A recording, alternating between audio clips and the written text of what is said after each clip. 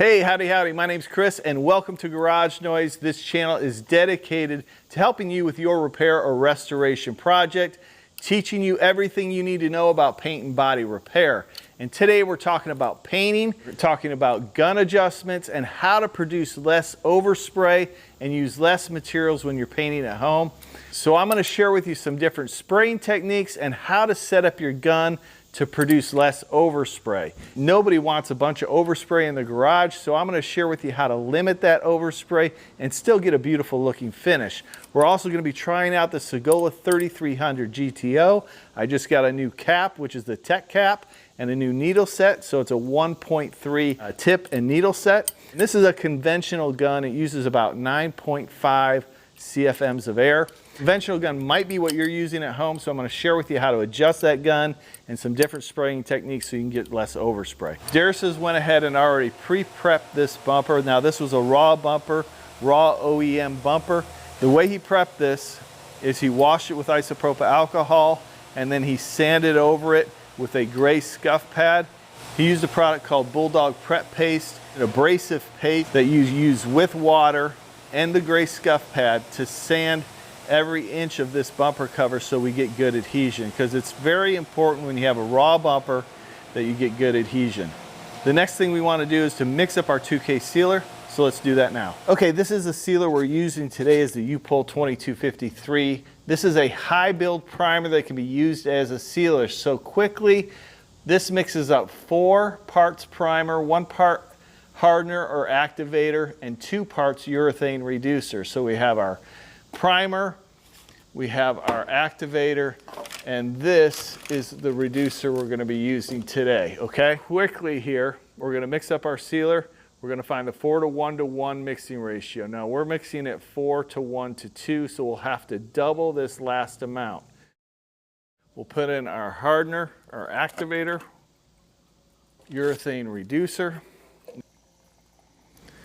This is really thick, so you want to make sure it's stirred up really well. It's important to seal a raw bumper for adhesion. The next step after we get this mixed up is we're going to wash that really well with some isopropyl alcohol. I'll use a clean microfiber towel. We'll wash it, and then we're going to spray some adhesion promoter over it. This is the adhesion promoter we're using. This is Bulldog adhesion promoter. I'll leave links to all these tools and products that I use in the description. Sealed.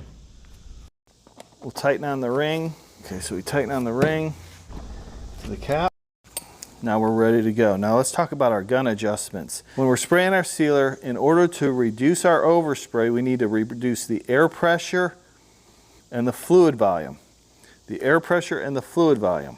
So we're going to set this air pressure at about around 22 psi to start. We'll see how that works. Now as far as the fluid volume, this is the fluid volume right here. It's completely closed. We're going to turn it 1 full turn, 2 full turns, and then a half a turn. We'll see how well that works if we have enough fluid to get a nice smooth sealer. Propyl alcohol here, clean microfiber towel.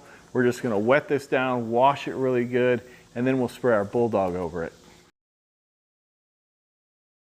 Now we want to spray on our Bulldog. Now, this stuff is very toxic. Make sure you wear a respirator when you do this. But this is just an adhesion promoter. We're going to get 1 good coat over the entire bumper so we know we have good adhesion, especially on the edges and the places that are covered by moldings. Like even in here, we're going to make sure that's all covered.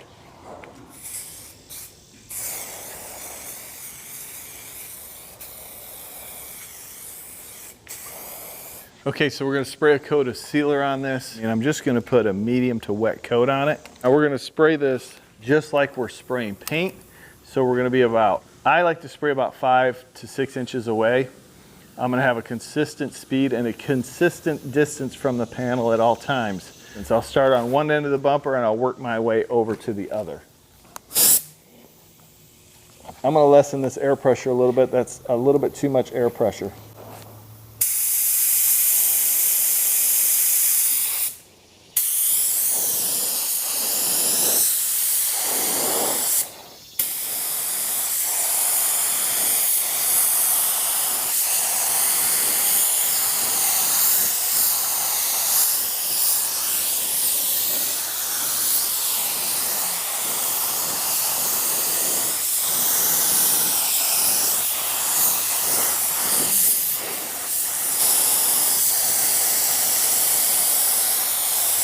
So I lowered the air pressure even more because I wanted less overspray. So I've got it at about 12.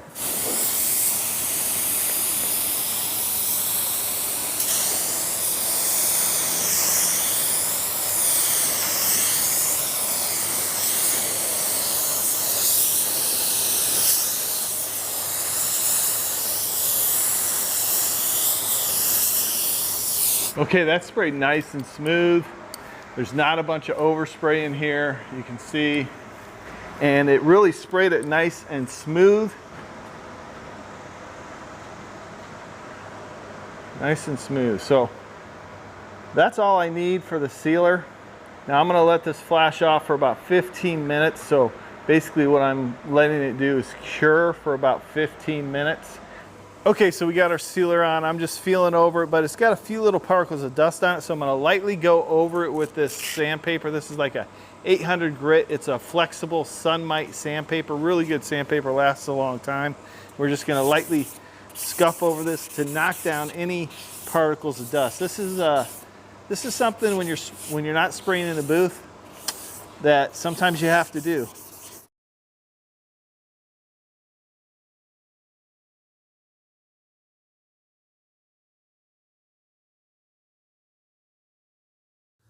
To limit the overspray that we're creating, I'm going to reduce the air pressure to 15 psi. I'm going to turn my fluid volume to 2.5 turns out from closed. We're going to have our fan pattern wide open. We'll go ahead and spray like that, and we can make any adjustments we need to with our speed and our distance. Now I can always adjust that air pressure up or the fluid volume up if I need to, but the goal is to make our adjustments in our speed and distance so we can keep that overspray at a minimum. There is a trade-off in your speed when you limit your air pressure and your fluid volume, but that's just something that you're going to have to deal with if you want limited amounts of overspray. Now there are some techniques that you can use to speed that up, and we'll go over that when we get to clear coating. So if you notice, I'm spraying quite a bit slower than I typically would. Now, I personally find it a little difficult to paint this slow. On our next pass, when we do our next coat of base, I'm going to decrease my distance to the panel so I can speed up my passes and spray this bumper just a little bit quicker. The Sagola actually sprayed really well at low pressure and low fluid volume. The tech cap and the 1.3 tip and needle set really laid down a nice silky smooth base. Now we're ready for our second coat of base. We're just going to do 2 coats of base on this since it's black. And as you can see, you'll see me start to spray a little bit closer and move a little bit quicker across this panel.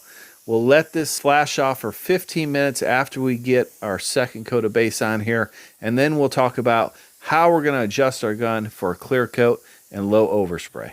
I have to say that even though the Sagola is more of a conventional style gun, it really did a good job at operating at a low air pressure and still producing a silky smooth base coat finish with very little overspray. Now I do prefer this tech cap over the HVLP cap, and that may have a lot to do with it. Okay, I just tacked this off. We're ready to spray our clear coat.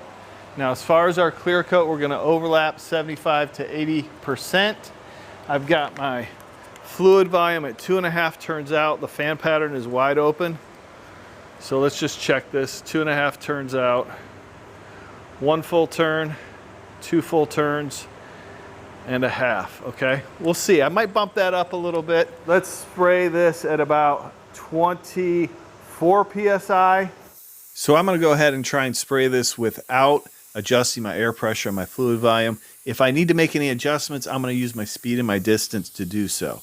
Now, if you're doing this at home and you're painting a bumper or you're painting something at home, do a test panel. Just do a test panel. Play around with your air pressure, your fluid volume, your speed, and your distance, and get a good feel for it before you start spraying your part. On your first coat of clear coat, you don't have to be concerned about making it absolutely perfect. Basically, you just want to introduce that clear coat to the surface. You want to evaluate how it's spraying onto the panel and kind of get an idea of what kind of adjustments you can make. So I know that I'm going pretty slow here, so I know the adjustment I'm going to make is I'm going to move a little bit closer to the panel so I can spray this bumper a little bit quicker. But as you can see, we've definitely reduced the amount of overspray we're producing just by doing some gun adjustments, and some technique tweaks.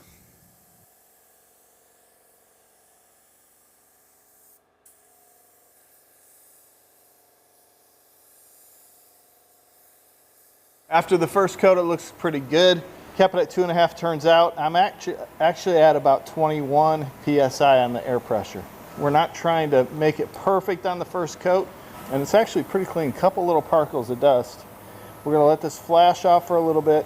We'll slick it out on the second coat.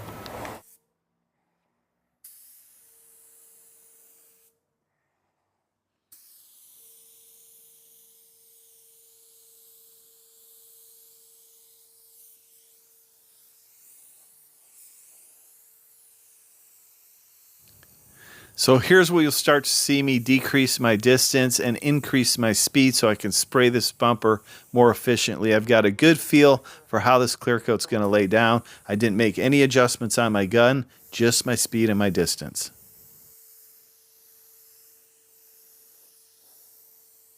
This actually is a much more comfortable speed and distance for me. So let's go ahead and finish up this final coat of clear. We'll take a good look at it and I'll give you my final thoughts.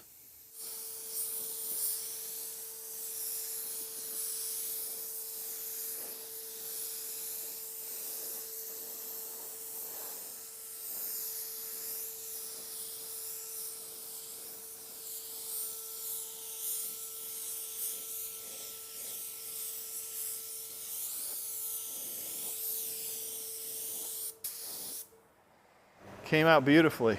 I like the tack cap in combination with the 1.3 tip. You don't have to produce a ton of overspray with this gun. So here's after the second coat. It's all finished up. We got a little dust dropped in there, but that'll just polish out. Overall, the finish looks beautiful. I really love how this Sagola sprays. If you look, I don't know if you can see it here, but you look in that light, nice and glassy. And if you notice, so I adjusted how that clear coat laid down with my speed and my distance. So it's really hot today, over 100 degrees. So I'm using a slow activator in my clear coat, but I had to spray a little bit closer and speed up with that low air pressure and the low fluid volume to get a nice glassy finish. But it worked out well. It didn't produce a ton of overspray. Of course, there is overspray. There's gonna be overspray whenever you're painting, but we limited the overspray by adjusting that air pressure, that fluid volume, and then adjusting our speed and our distance to get the finish that we were looking for. I hope you enjoyed this video. I hope you found it helpful. If you did, consider subscribing to the channel and liking this video.